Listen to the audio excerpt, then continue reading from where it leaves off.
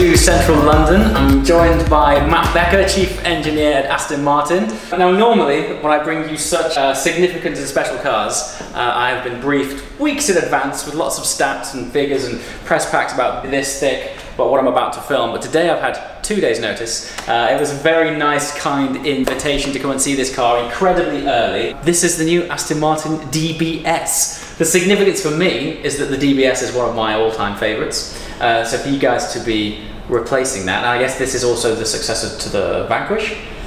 Yes, it's the successor to the Vanquish, but we haven't called it the Vanquish, we've called it the DBS. Cool. Big deal. Now, as I mentioned, I'm not entirely au fait with this car, so what I'm going to do is point at things and ask Matt to explain what's what. But first of all, because you're predominantly in the engineering side of things, let's start with the engine upgrades. Yeah, so the base engine is the same as the DB11. So the base hardware is the same, the turbochargers, all the pistons, common rods, the whole engine is the same.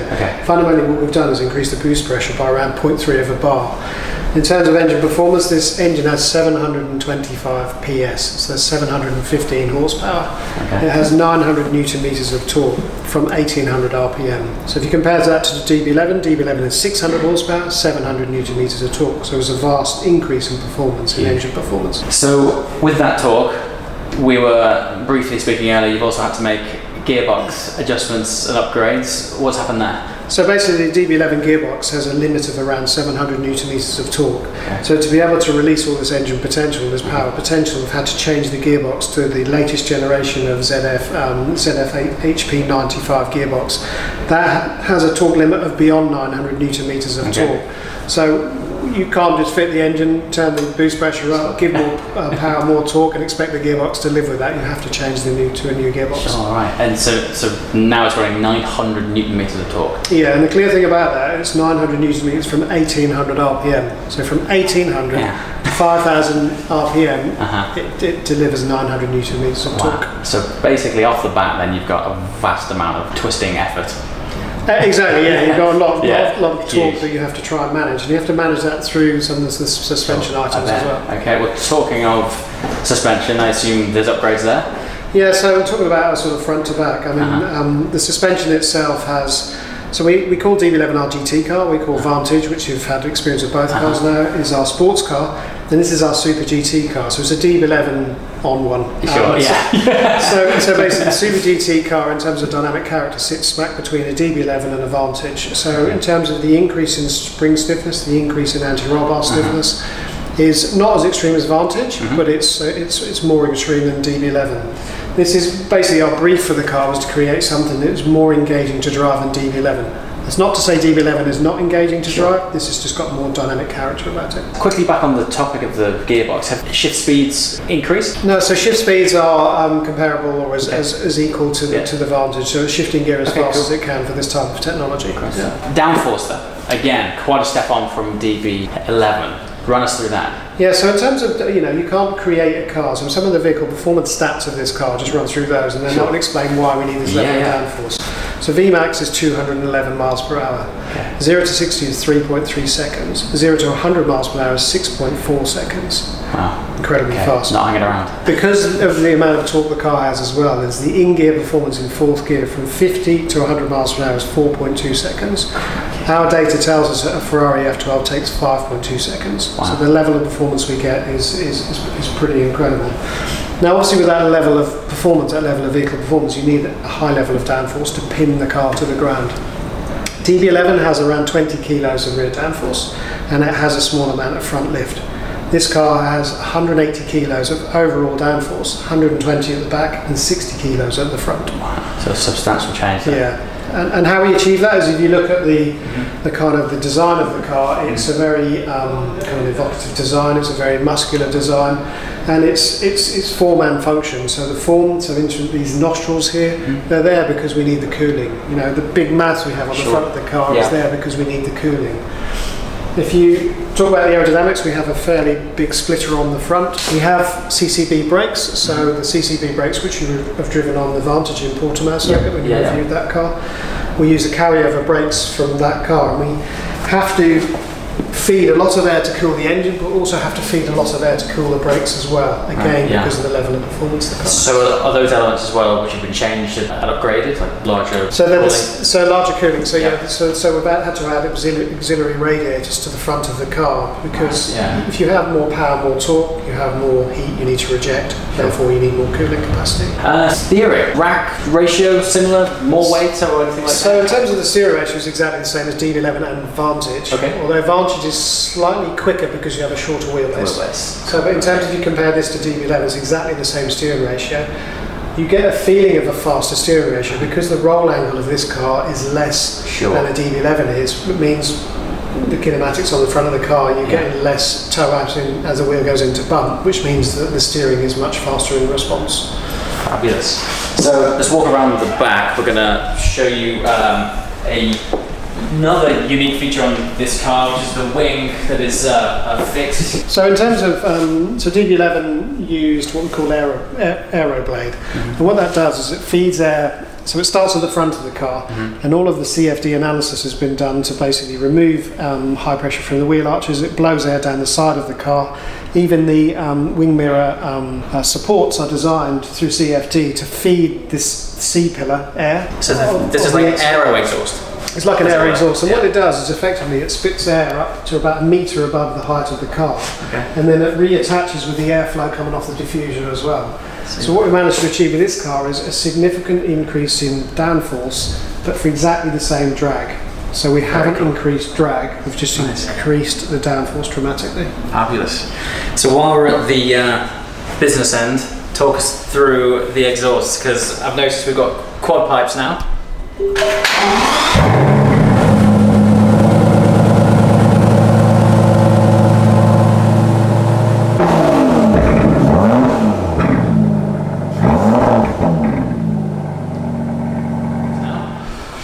So obviously to release, so the engine hardware itself is the same, we've just recalibrated the engine to achieve the power, but we needed more free flowing exhaust. What that helps us with is, from a design point of view, quad exhaust look cooler, but also what we needed is, with every Aston Martin has to look great, drive great and sound great, and what the quad exhaust allows us to do is add about 10 dB in terms of overall sound level. Across. We've added it around from 2000 to 5000, which is exactly where the torque curve fits. So it has more order content, more frequency content, and more sound level. And it has to be quality sound level, not just noise, but it has to be noise of the equivalent or the correct sound level of quality. And it does big skids. See, so 4 things you've mentioned, which I think is what summarises this brand. Looks good, sounds good, drives good, skids good. Skids good, That's it, that's the formula for the future of Aston Martin these days. I can't wait to drive it. Fantastic, man. Brilliant, thanks. Okay, as mentioned, we've just been talking with Matt Becker about why it drives so well. Now we're here with Miles Nürnberger from Aston Martin to tell us why it looks so good. First thing to do, we talk about one of the big things that we do at Aston Martin Design that's different. We don't have Russian dolls, so it's all about the character of the car.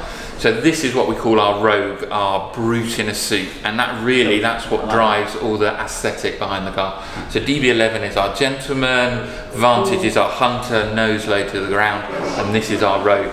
So when I say brute in a suit, it is quite literal. If you imagine these are the creases in your suit, and these are your muscles. So it is like we're literally putting it in there. There's this muscle breaking out from the suit, and obviously in this colour, actually, it really tells that story quite well. At the front of the car, we've got like the biggest grille.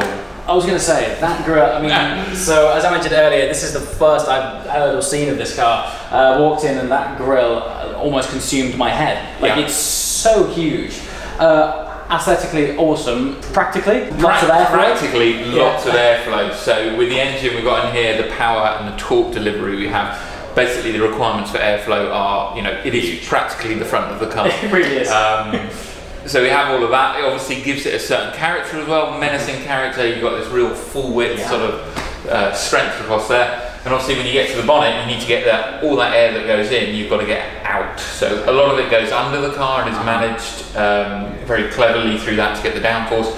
But it also has these heavy breathing nostrils on the menacing. I bet when you started sketching the lines on this, you're like, this is going to be ridiculous. yeah. I mean, it's to do that. It's supposed to be menacing. So it's the bad boy of the bunch. So many of the rules that we put into DB11, this one purposely breaks. Sure. Fantastic. In every aspect. And obviously we get a lot of things like this as well. So we get a Super Leggero badge. Very cool. 2 reasons for doing that. One, it just looks wicked. There's nothing wrong for making it look awesome. Yeah, absolutely. It looks awesome, but it also, in the old days, it used to denote the type of lightweight construction that we used to use on the cars. Today, the lightweight construction we use is carbon fibre. So it was a great way to bring back a beautiful badge. And obviously, proudly there on the bonnet, fabulous. Next to that. So that's the front of the car. The front, I could look at it for hours. I mean, if there's one thing, Aston Martin have always been synonymous with, it's making stuff look amazing. So that's ticked that box. Now walk me down the side. Massive vent here. Is this to allow air pressure? So this wheel got a lot of aero on this car hidden away, and we actually have we're very unusual in that we have the aero team based in the design studio. So at any one time we've got about 3 of their guys in. Nice. So working. So this is a whole system. So there's an aero system that Matt might have talked about underneath the car. This one on the surface, so all the high pressure air in here vents out, spins, interacts with the bottom of this mirror and fires into that vent there. Which then pops out from this aero exhaust which you've got here. Yes. Which is super cool feature. And that basically is like a blade of air that on this car is over 1 metre high out the back of the car, and it basically bends at high speed. So this car has no drag penalty over DB11 at all, but it has a significant 100 kilos more downforce at the rear. Vast step on. Yeah. And it looks so subtle. You would never believe it. To look at this and think you've got another 100 kilograms of downforce is madness. So it actually exceeds CT12. That's nuts. CT12. Is it really? Yeah. It just has a wing on it like this. Yeah, exactly. So you can see the step change that the company is making and how it integrates aero and how much it can get out of it, because you wouldn't say that. Sure. Just looking no, absolutely not. Yeah. I can see straight away lots of use of carbon fibre. Yeah. Is that again a mix of awesomeness and lightweightness? It's exactly that. And on this car we actually use what we call black tinted carbon fibre, so it gives it a much more subtle thing. As you look across it, it just appears gloss black and then the carbon weave. Do you know what? Now you've said that. Earlier on, I looked at a panel. I was like, I'm sure that was carbon fibre. It is cool. Remind me again of the name of this colour. This is Satin Xenon Grey. Satin Xenon Grey. Yeah. I'm not sure how it looks on camera. At certain angles here it looks like satin black, and then over the back here where there's more spotlights on it, it's basically like sort of graphite silver. Yeah. Paint's fantastic and menacing. To the looks like it's made out of a solid piece of graphite. It really does, right? So the car's a bit wider as well, just to get that bit more start. So it's 15 odd millimetres in the rear haunches. 10 or so in the front, so it just gives that more punched look. And on the back we have, like with our more sporting cars, so Vantage and this, we've got this single graphic across the back, whereby Vantage is more playful, this one's a little bit more like a sweeping, more sober vibe going. And quad exhausts. And quad exhausts. And why is quad exhaust? Because they look really cool. They look really cool, and they make a great noise. Yeah, really great noise. And this, the job the guys, the sound engineers we have done is brilliant. It's a natural thing with turbocharged engines to get that sound quality is very difficult, but this absolutely wails. I've driven it on track as well, and it was already. I can't wait. I cannot wait to drive this thing. It's so fun. It is so fun on track. So you've been working on it for about 2 years now? Yeah, roughly 2 years. When this project came up, working on the next DBS, that's huge. Yeah. The manual one, the previous generation manual one, something about that car, I just think it's fabulous. When I saw the teaser of this online, I thought, no way. And now I'm here. Yeah, it's become quite a famous car, really, particularly that manual one. Absolutely, we've seen the values, the second-hand values rise considerably. And you see them around. It's funny how many pop up around London all of a sudden. It's a really cool car now. Iconic car. So I think day one when we thought we knew that we were going to call this car DBS very, very early on. It was that taking that as I said, it's this fun bit of almost taking everything that DB11 stands for and just being a bit cheeky, breaking the rules, pumping it up that bit more, giving it more power, more downforce, more this. This is always a hard question, but anything that you're the most proud of or excited about? It's often the grill. It's the grill. It's the grill, and you know, when you see the prototypes that's testing on the back roads around Gaydon, when one comes towards you, it has a certain element of authority about it does, and it almost makes you, the first time you see one, it almost makes you sit up in your seat in the car, like, what is this? Like that. So I think, you know, way.